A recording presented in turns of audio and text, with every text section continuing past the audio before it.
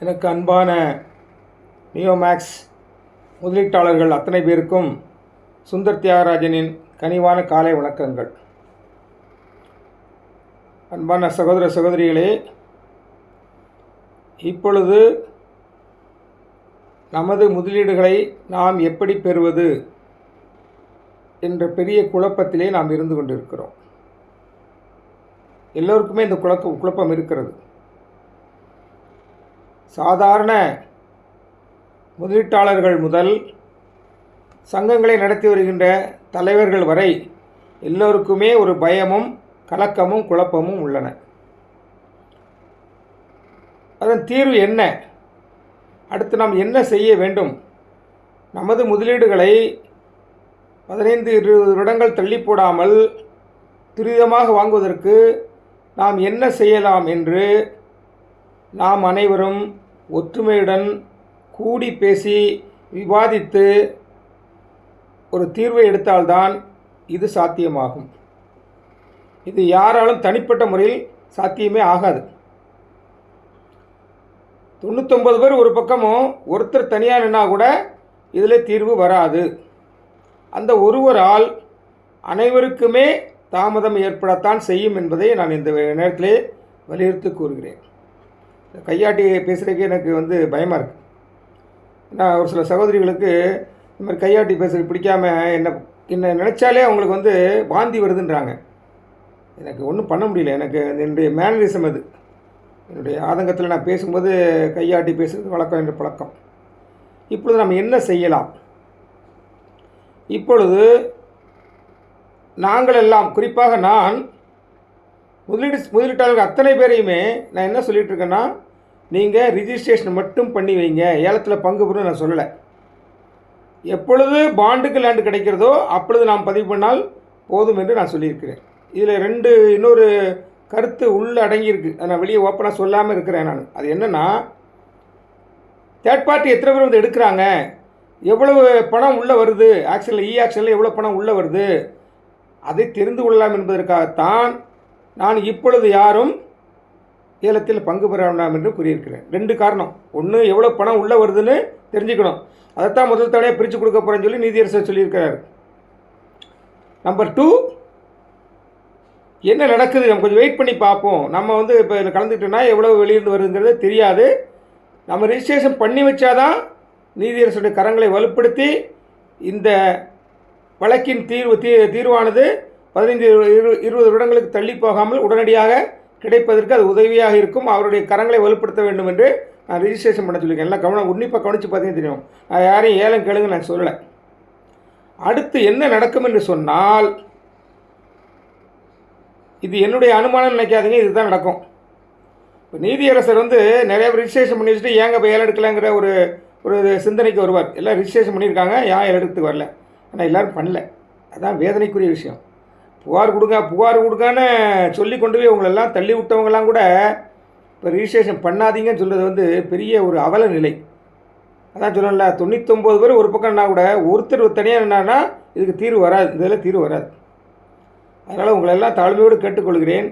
நம்மெல்லாம் ஒன்றா கூடி பேசுவோம், கூடி பேசுவோம். வாங்க, திருச்சி மைய பகுதி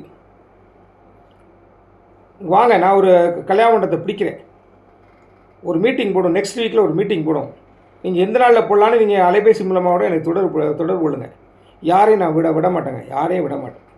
யாருனாலும் நீங்கள் வரலாம்.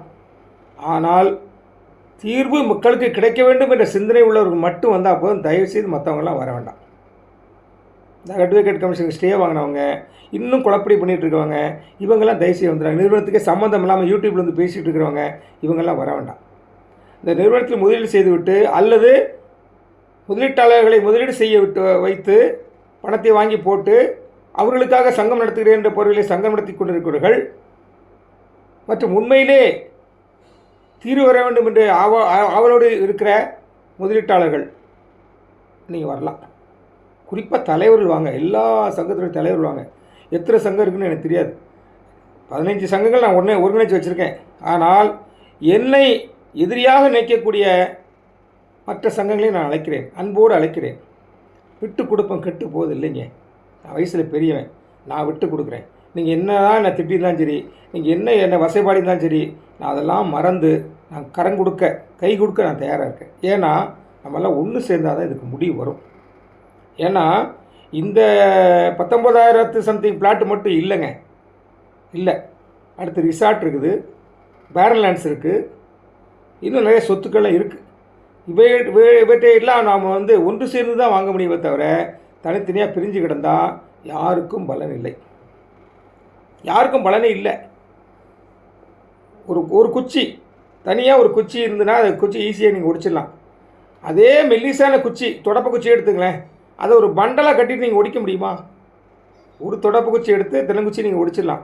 அதே ஒரு பெருக்கு மரம் ஆக்கின பிறகு அந்த பெருக்கு மரம் மொத்தமாக நீங்கள் உடைக்க முடியுமா? முடியாது. நம்ம எல்லாம் ஒன்றா இணையக்கூடிய காலம் வந்திருக்கு. காலத்தின் கட்டாயம். இனியும் ஒவ்வொருத்தரை திட்டிகிட்டு இருந்தால் ஒன்றும் பிரயோஜனம் இல்லை.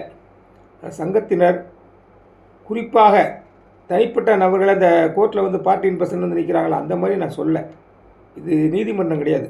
நாமெல்லாம் ஒன்று கூடி ஒற்றுமையாக ஒருவருடைய கரம் கொடுத்து ஷேக் பண்ணி நம்மெல்லாம் ஒன்றிணைந்து ஒரு முடிவெடுக்கக்கூடிய ஒரு மீட்டிங் இது. இந்த மீட்டிங்கு தயவுசெய்து எல்லோரும் வாங்க. குறிப்பாக நான் என்ன விரோதியாக நினைக்கிறவங்க முதல்ல கூப்பிட்றேன். என்ன நண்பராக நினைக்கிறவங்க கண்டிப்பாக வருவாங்கன்னு நம்பிக்கை இருக்குது. 15 சங்கங்களுடைய கூட்டமைப்பை சேர்ந்தவங்க வருவாங்க. அந்த கூட்டமைப்பில் கலந்து கொள்ளாமல் இருக்கிறவங்க தேனி சங்கத்தார், ரோஷன்கான் சார், அன்புநாயகம், இன்னும் இவர் கூட ஒரு சங்கம் வச்சுருக்காங்க இப்போ மானாமதுரையில், தம்பி கணேஷ் ஆதித்யா, நீங்கள்லாம் வாங்க. உங்கள் கருத்துக்களை சொல்லுங்கள். நம்ம என்ன சொல்லுவோம், என்ன பண்ணலாம் சொல்லுவோம். ஏன்னா நாங்கள் உங்கள் கருத்துக்கு நாங்கள் குறுக்க நிற்க போகிறது இல்லை, இதுவரை குறுக்க இல்லை. நீங்கள் பணம் தான் வேணும்னு நீங்கள் வட்டியோடு வேணும், மெச்சூரிட்டியோடு வேணும்னு சொல்லி நின்னீங்க. அதுக்கு வழி இல்லை. அதுக்கு நாங்கள் முதல்ல நீங்கள் கேட்கும்போது நாங்கள் முட்டுக்கட்டை எந்த விதத்தில் நான் போடல. சுந்தர் தியாகராஜன் ஒரு நாளும் போடவும் மாட்டான். அந்த சமயத்தில் நான் பேசாமல் தான் இருந்தேன். நீங்கள் வட்டி வேணும், நீங்கள் மெச்சூரிட்டி வேணும், நீங்கள் எல்லாம் வேணும், நீங்கள் இன்னொருத்தரை வாயாக வச்சுக்கிட்டு நீங்கள் பேச விட்டீங்க, அதெல்லாம் ஓகே. ஆனால் அதுக்கு நாங்கள் வழி விட்டு பேசாமல் தான் இருந்தோம். இப்பொழுது ஏலம் போகலைன்னா என்ன பண்ண முடியும்? நீங்கள் தான் இதுக்கு பதில் சொல்லணும்.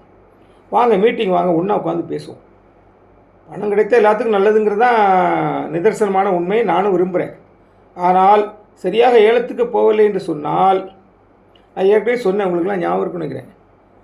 ஏலம் எப்படி போகுனாக்கா, இந்த பழமொழி சொல்லுவாங்க, நாய் வாய் வச்ச மாதிரி சொல்லுவாங்க இல்லையா, அந்த மாதிரி அங்கங்கே கொதறி பிளாட்டை எடுத்துகிட்டு போயிடுவாங்க.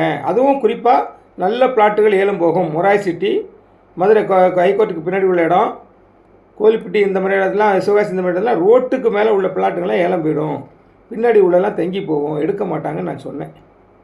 தீர்க்க தரிசனமாக சொன்னேன். நீங்கள் பழைய வீடியோலாம் எடுத்து பாருங்கள், சொன்னேன். இப்போ அதுதான் இப்போ நடந்துகிட்டு இருக்குன்னு நான் நினைக்கிறேன். ஒரு 2 நாள் ஏலத்தில் அதுதான் நடந்துகிட்ருக்க மாதிரி எனக்கு மனசில் படுது. அதனால் இன்னும் வரக்கூடிய ஏலங்களும் அப்படி தான் இருக்கும்னு நான் நம்புகிறேன். இன்னும் கொஞ்ச நாள் பார்ப்போம். இந்த மீட்டிங் ஒரு அடுத்த வாரம் சனிக்கிழமை கூட வச்சுக்கும். ஆனால் இந்த மீட்டிங் வர வேண்டும் என்று நீங்கள் மனதளவில் நீங்கள் தயாராக வேண்டும். அதுக்காக தான் நான் இப்போயே பேசுகிறேன். மனதளவில் தயாராக வேண்டும். இனி வேறு வழியே இல்லை. நாம் அனைவரும் ஒன்று சேர்ந்தால்தான் ஏதாவது ஒன்று வாங்க முடியும். முதலீடுகளின் இணையாக எதையாவது ஒன்று வாங்க முடியும். பணமாகவோ நிலமாகவோ வாங்க வேண்டும் என்ற நிலை வந்த பிறகு இனியும் நம்ம ஒருத்தருக்கு ஒருத்தர் முறைச்சிக்கிட்டு இந்த நவகிரகங்கள் மாதிரி இருந்தீங்கன்னா யாருக்குமே தீர்வு வராதுங்க.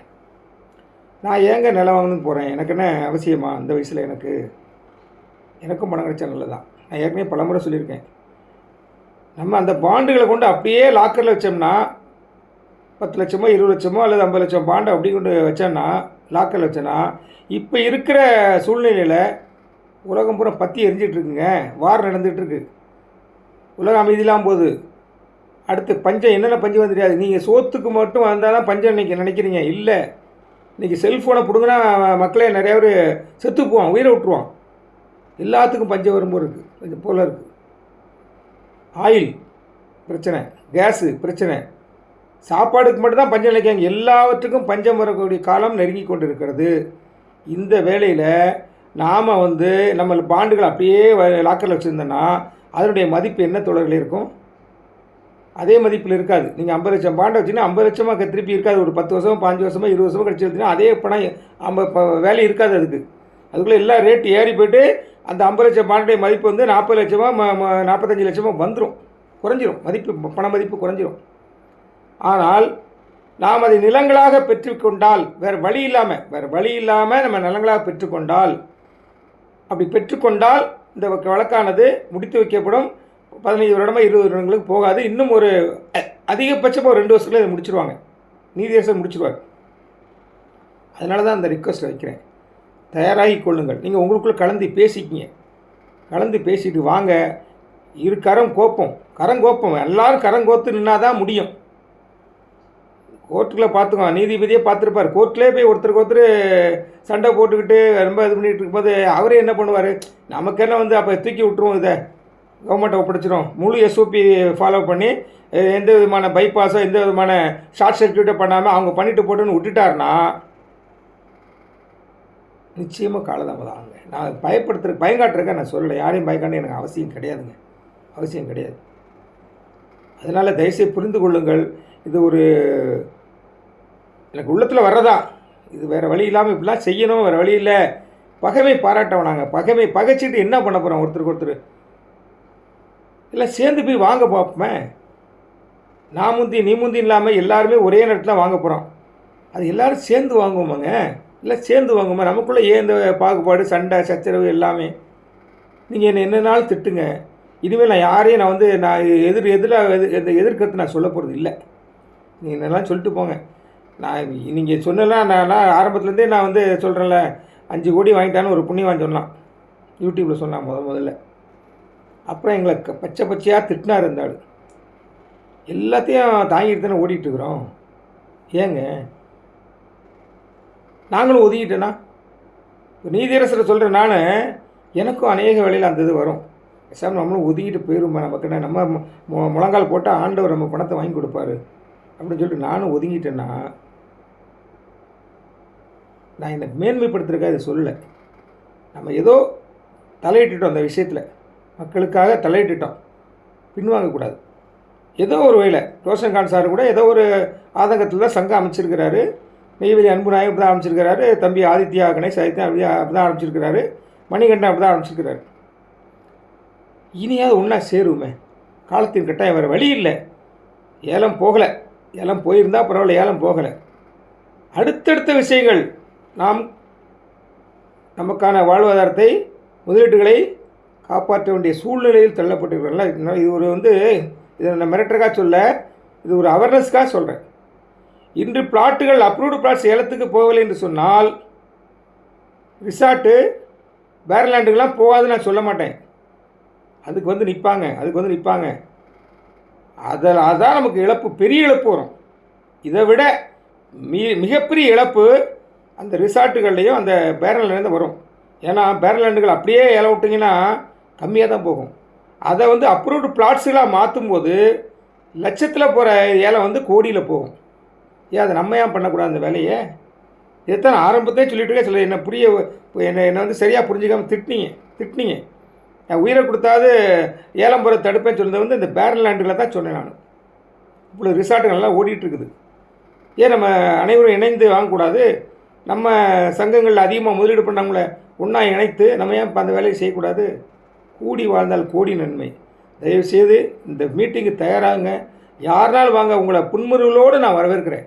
எந்த விதமான இதையும் காழ்ப்புணர்ச்சியும் அந்த வெஞ்சன்ஸு எதுவுமே நான் மனசில் வைக்காமல் பியூர் உள்ளத்தோடு, திறந்த உள்ளத்தோடு, திறந்த மனதோடு நான் உங்களை எல்லாம் அழைக்கிறேன்.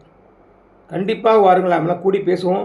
எப்போ மீட்டிங் என்னெல்லாம் நான் போடுவேன், நீங்கள் பார்த்துட்டு வாருங்கள்.